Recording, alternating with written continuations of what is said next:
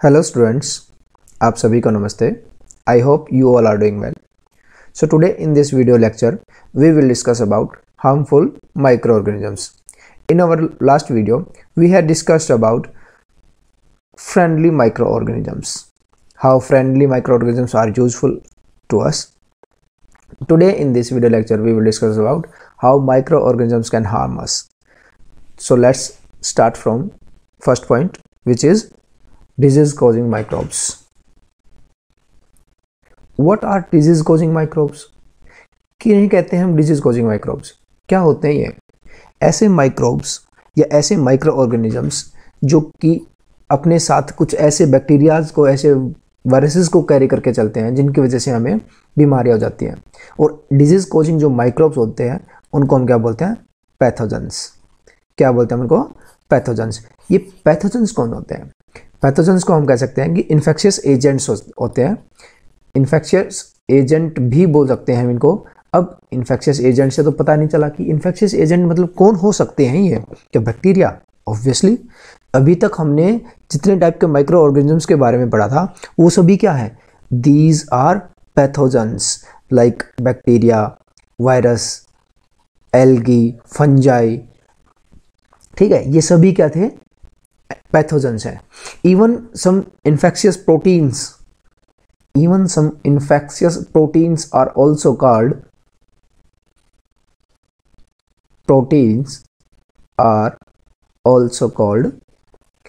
Pathogens which are prions.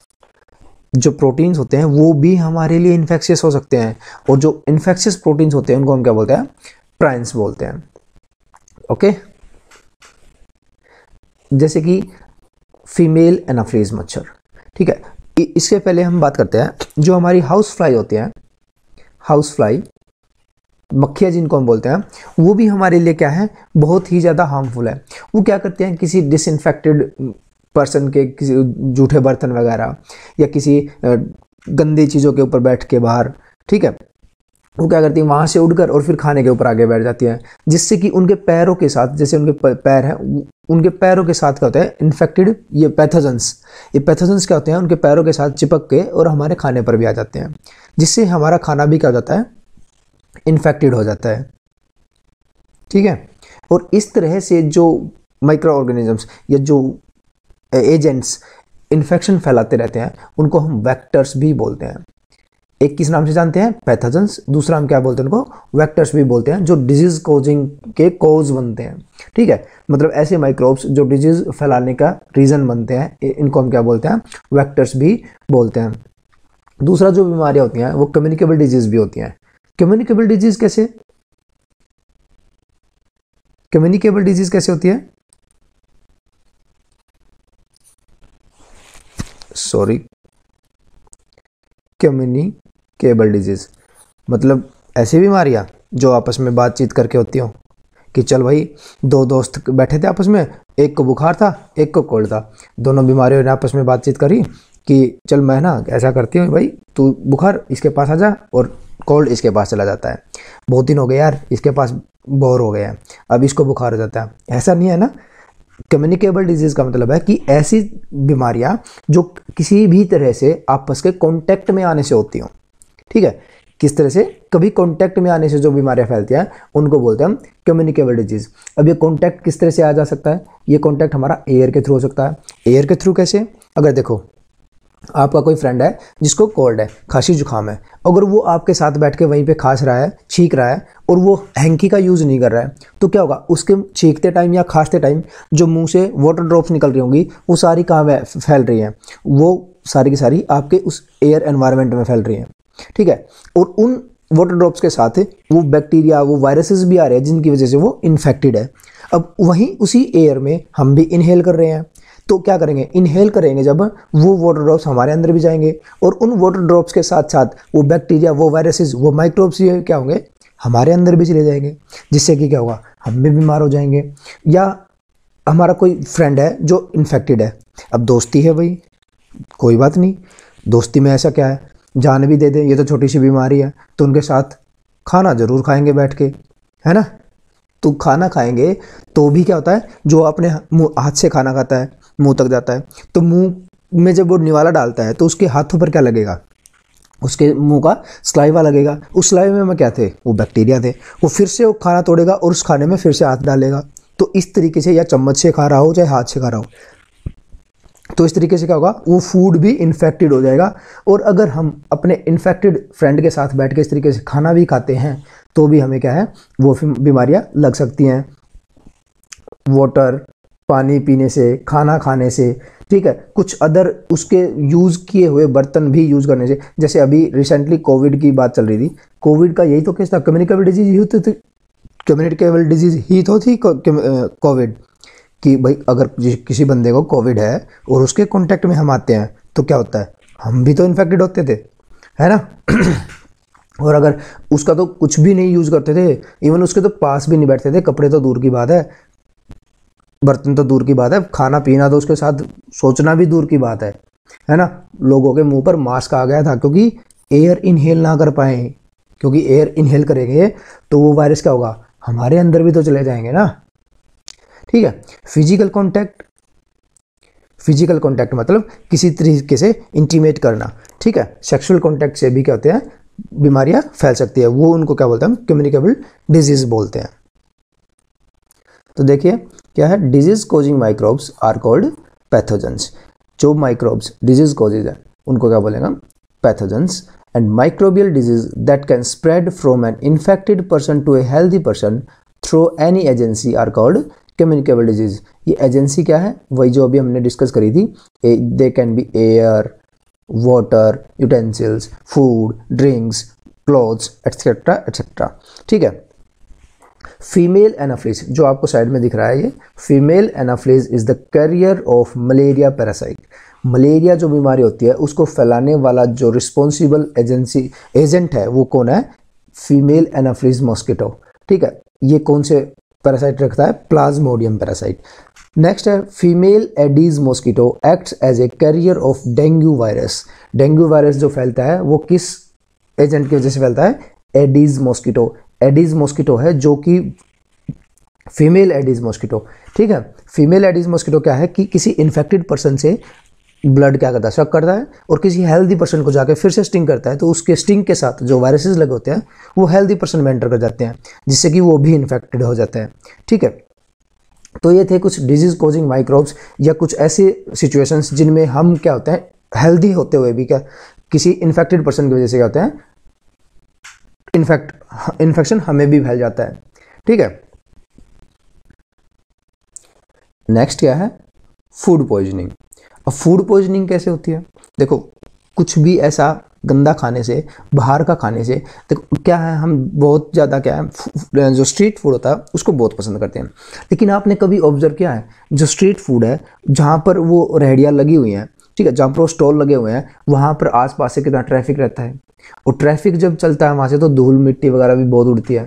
लोग इतनी भीड़ होती है उस मार्केट में कि लोग छींकते, खांसते, बोलते, हर तरीके के लोग वहीं रहते हैं, कोई बीमार भी है, ठीक है, कोई हेल्दी भी है, कोई बीमारी, हर तरह का आसपास में कूड़ा कचरा इतना पड़ा रहता है। तो वहाँ पे क्या है, जो एजेंट्स की हम पीछे मक्खी की बात कर रहे थे, हाउस फ्लाइज थी, वो ऐसे ऐसे मच्छर मक्खियाँ क्या होंगे आसपास के एरिया में है, वहाँ से क्या होंगे, वो इधर उधर से उड़ के उस खाने पर जाकर बैठ रहे होंगे, जिससे कि क्या है, उनके पैरों के साथ ऐसे बैक्टीरिया, ऐसे वायरसेस, फंजाई वगैरह क्या होंगे, वो कैरी करके उस खाने पर छोड़ देते हैं। और हम क्या है, अपनी जीभ के टेस्ट में, अपने स्वाद के टेस्ट में क्या चक्कर में क्या करते हैं, उसको बड़े अच्छे से खाते हैं, बड़े चटाक करके खाते हैं, ठीक है। वो ऐसे होठों से जी फेरते हैं ना कि बड़ा मज़ा आ रहा है भाई, जब दौड़ लगा दो प्लेट, मज़ा आता है बिल्कुल। लेकिन क्या है, वो धीरे धीरे जब पेट में जाते हैं और जब हमें इन्फेक्टेड करते हैं ना, तो हमारा पेट दुखता है, पेट को पकड़ के फिर बैठे रहते हैं, और पेट उस दर्द से छुटकारा पाने के लिए हम क्या करते हैं, फिर दवाइयाँ लेने जाते हैं। अब ड्रग्स लेने पड़ेंगे, सिंपल से अच्छे खासी ज़िंदगी जी रहे थे, अब दवाइयों के सहारे जीना पड़ेगा, बहुत देर तक उस पेट को पकड़े रहना। अब ऐसे नहीं है कि एक बार पेट दर्द हुआ था और नेक्स्ट टाइम हम उसको खाएंगे नहीं, इतने सुधर जाते हैं एक बार में गलती करने से तो हम इंसान ही ना बन जाते, है ना। लेकिन ऐसा तो करना नहीं है भाई, देख आज चाट खाई है, आज पेट दर्द होगा, कोई बात नहीं, आज कुछ दिक्कत अलग रह गई होगी, उसने चाट कुछ अलग तरीके से बना दी होगी, नेक्स्ट टाइम फिर से खाएंगे, लेकिन अब की बार बोलेंगे कि अच्छी बनाना, है ना। तो फूड पॉइजनिंग क्या होता है, कभी हम ऐसा खाना खा लेते हैं ना जो कि मतलब गंदे तरीके से बना हो या फिर ऐसी जगह से बना हो जहाँ पर पॉल्यूशन बहुत ज़्यादा था, जिसकी वजह से हमें क्या हो जाता है, फूड पॉइजनिंग हो जाती है। Some microbes that grow on our food may produce toxic substances. The toxin make the food poisonous, causing serious illness and even death. दूसरा, अब क्या है कि भाई हम बड़ी कोई फेवरेट चीज़ बनी हुई थी हमारी, ठीक है, जो चीज़ें फैट कंटेनिंग आइटम से बनी होती है ना, जैसे घी वगैरह से या ऑयल वगैरह से जो हमने बनाई है, वो क्या कुछ टाइम बाद अपने आप ही रोटन हो जाती है, सड़ जाती है। अब वो क्या है, रखी थी कुछ टाइम तक रखी थी, हमने उसको चेक नहीं किया, क्या देखा कि उसमें लगी थी फंजाई। अब बिना चेक करे हमने उसको खा भी लिया। लेकिन क्या करते हैं, कई बार हम जानबूझकर भी गलती करते हैं। जब हमने उसको देखा है और उस पर फंजाई लगी हुई थी तो हमने क्या करते हैं, उसको थोड़ा सा ऊपर से हटा देते हैं।